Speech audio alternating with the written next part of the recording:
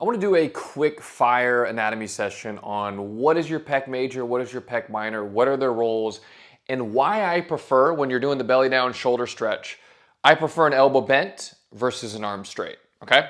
So first, what is your pec minor, right? Your pectoralis minor. Well, it's a muscle that connects to probably my favorite anatomical term called your coracoid process, which is this kind of nubby part on the front of the shoulder, but it's actually part of the shoulder blade.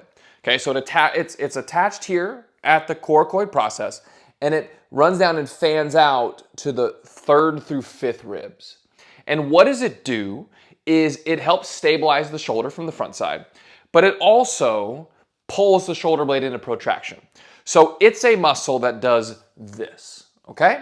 It's a big muscle that does that, okay? And then over the top of the pec minor, you have your pec major, okay? And your pec major connects the outside of your humerus just below the ball, and it runs to your sternum and up to your clavicle.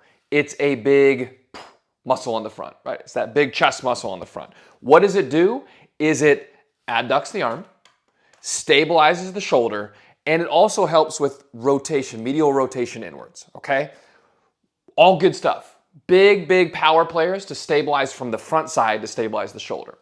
The problem is when they get tight, they create the posture that we live in all day. So when we sit, right, we sit like this, and then I'm at my desk. So it's my pec minor pulling my shoulder blade forward, and it's my pec major pulling my humerus bone internally. So it's rolling inwards, and then my shoulder blade is coming up and over and a little bit out to the side. So I'm here. These muscles sit in a shortened position.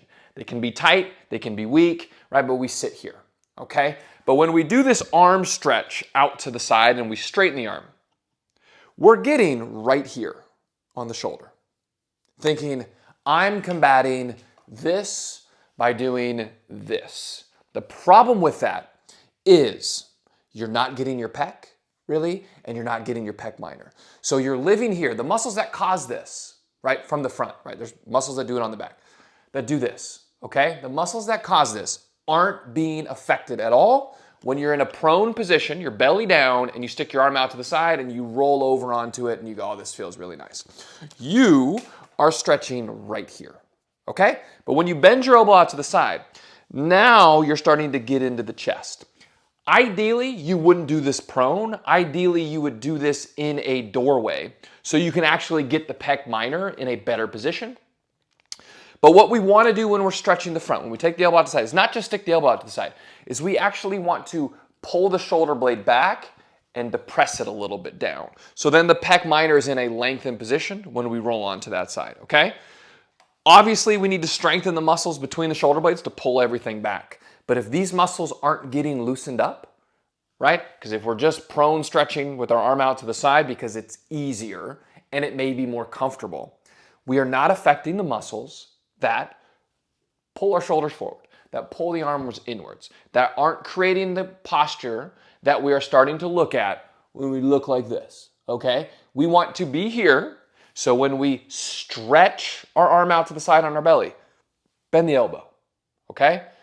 Pull the shoulder blade back and down, but ideally you're doing it in a door jamb, in a doorway where you can get a little bit more effect. But your pec minor connects from my favorite term, coracoid process, to the 3rd through 5th ribs. It comes down and then splits into 3 different parts to attach.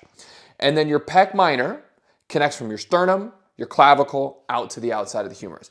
When you're doing chaturanga, these are huge muscles that we want to involve to stabilize the shoulder from the front.